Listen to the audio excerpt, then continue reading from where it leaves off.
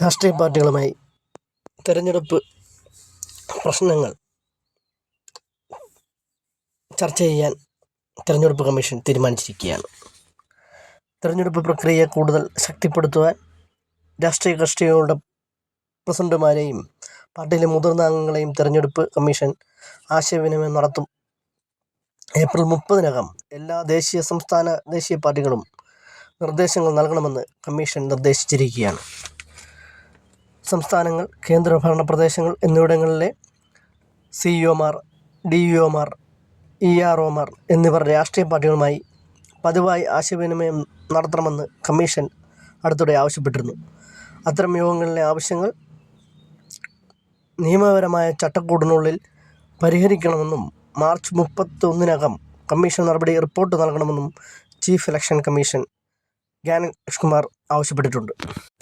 തെരഞ്ഞെടുപ്പ് പ്രശ്നങ്ങൾ election commission സംഭാഷണത്തിന് എല്ലാ പാർട്ടികളെയും ക്ഷണിക്കുമ്പോൾ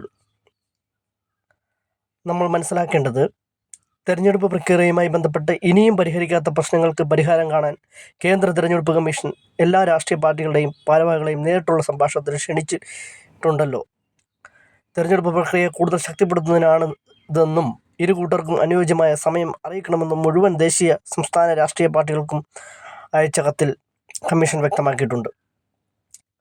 രാജ്യത്തെ തിരഞ്ഞെടുപ്പ് പ്രക്രിയ നിഷ്പക്ഷമല്ലെന്ന് പ്രതിപക്ഷ വിമർശനത്തിനും മുഖ്യ തിരഞ്ഞെടുപ്പ് കമ്മീഷണറുടെയും കേന്ദ്ര തിരഞ്ഞെടുപ്പ് കമ്മീഷണറുടെയും നിയമന വിവാദത്തിനും പിന്നാലെയാണ് പുതിയ നീക്കം. വോട്ട് യന്ത്രങ്ങൾക്കെതിരായ ആക്ഷേപങ്ങൾക്ക് പുറമെ വോട്ടർ പട്ടികയിലെ വോട്ടിരട്ടിപ്പും വലിയ ചർച്ചയായ വേളയിൽ ആണിത്. വോട്ടർ പട്ടികയിൽ ചർച്ച വേണമെന്ന് പ്രതിപക്ഷ നേതാവ് രാഹുൽ ഗാന്ധി ലോക്സഭയിൽ ആവശ്യപ്പെടുകയും ചെയ്തിട്ടുണ്ട്. ഇതുകൂടാതെ തെരഞ്ഞെടുപ്പുമായി ബന്ധപ്പെട്ട വിഷയങ്ങൾ കേന്ദ്ര തെരഞ്ഞെടുപ്പ് കമ്മീഷൻ എല്ലാ ദേശീയ, സംസ്ഥാന രാഷ്ട്രീയ പാർട്ടികളിൽ നിന്നും നിർദ്ദേശങ്ങൾ തേടിയിട്ടുണ്ട്. ഏപ്രിൽ 30-നകം ഇതു സംബന്ധിച്ച നിർദ്ദേശങ്ങൾ പാർട്ടികൾ സമർപ്പിക്കണമെന്ന് ഇതേ കത്തിൽ കമ്മീഷൻ ആവശ്യപ്പെട്ടു.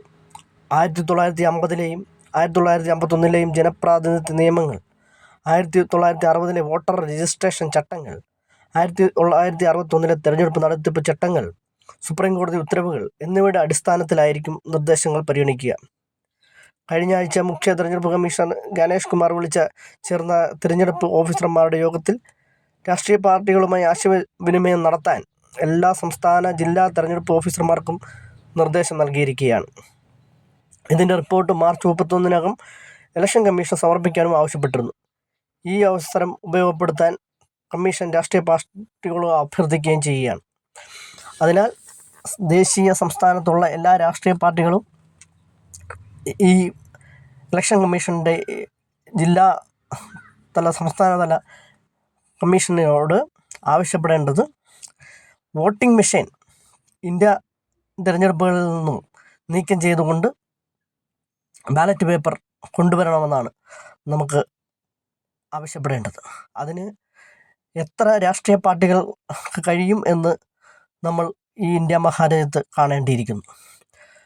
വോട്ടിംഗ് മെഷീൻ കണ്ടുപിടിച്ച ജപ്പാൻ അടക്കം വികസിത രാജ്യങ്ങളായ അമേരിക്ക, ഇസ്രായേൽ എന്നീ രാജ്യങ്ങളിൽ പോലും വോട്ടിംഗ് മെഷീൻ ഉപയോഗിക്കാത്ത സാഹചര്യത്തിൽ ഇലക്ഷൻ കമ്മീഷൻ്റെ മുന്നിൽ വോട്ടിംഗ് മെഷീൻ ഇല്ലാതാക്കാനായിട്ടുള്ള പ്രതിപക്ഷത്തിൻ്റെ സമരങ്ങളോ പ്രതിപക്ഷത്തിൻ്റെ ഒരു നീക്കുപോക്കോ ഉണ്ടാകത്തില്ല എന്ന് നമ്മൾ വിശ്വസിക്കണം. കാരണം ഇവിടെ വലതുപക്ഷ ചിന്താഗതിക്കാരായിട്ടുള്ള മനുവാദികളായിട്ടുള്ള RSS, BJPക്ക് കുടപിടിച്ചുകൊണ്ടിരിക്കുന്ന പ്രവണതയാണ് ഇവിടുത്തെ പ്രതിപക്ഷ പാർട്ടികളായിട്ടുള്ള കോൺഗ്രസും CPM-ഉം CPI-യും ജനതാദളും NCPയും ചെയ്തുകൊണ്ടിരിക്കുന്നത്. കാലാകാലങ്ങളായി ജനങ്ങളെ വഞ്ചിക്കുന്ന ഈ ദുഷ്ടശക്തികളെ ഇന്ത്യ മഹാരാജ്യത്തിൽ നിന്നും തുടച്ചു നീക്കേണ്ടത് വളരെ അത്യന്താപേക്ഷിതമാണ്. ഇലക്ഷൻ കമ്മീഷനെ പോലും കബളിപ്പിക്കുന്ന തരത്തിലാണ് BJPയുടെ ഈ ശ്രമം എന്ന് നമുക്ക് മനസ്സിലാക്കാം.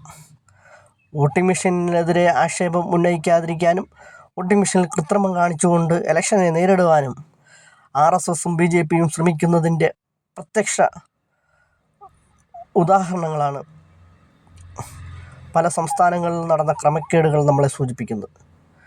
ഇതിനെതിരെ ദേശീയ, സംസ്ഥാന ലോകത്തുള്ള സാധാരണ ജനങ്ങൾ ശക്തമായ ബോധവൽക്കരണം നടത്താനായിട്ടും സംസ്ഥാന പാർട്ടികൾക്ക് കഴിയുന്നുണ്ടോ എന്ന് നമ്മൾ ചിന്തിക്കേണ്ടിയിരിക്കുന്നു. തീർച്ചയായിട്ടും കൂടുതൽ വിവരങ്ങൾ ഇതുമായി ബന്ധപ്പെട്ട് നമുക്ക് ഇലക്ഷനുമായിട്ട് ബന്ധപ്പെട്ട് ചർച്ച ചെയ്യേണ്ടതുണ്ട്, അറിയേണ്ടതുണ്ട്. ജനങ്ങളെ കൂടുതൽ ബോധവാന്മാരാക്കി അധികാരത്തിന് വേണ്ടിയുള്ള ഈ രാഷ്ട്രീയ മനുവാദികളുടെ ശ്രമം അവർക്ക് അധികാരം കൈക്കൊണ്ടുകൊണ്ട് ഇന്ത്യയുടെ ജൈവ സമ്പത്തും പ്രകൃതി സമ്പത്തും കൊള്ളയടിക്കുക എന്നുള്ളത് മാത്രമാണ്. അതിന് ഇനിയും കൂട്ടുനിൽക്കുവാൻ ഇന്ത്യൻ മഹാരാജ്യത്തെ ജനങ്ങൾക്ക് കഴിയില്ല എന്ന് ഉറക്കെ പറയുവാൻ പ്രാപ്തരാകുവാൻ ജനങ്ങൾ തയ്യാറാകേണ്ടതുണ്ട്. ഓക്കെ, എല്ലാവർക്കും താങ്ക് യു എവരിബഡി.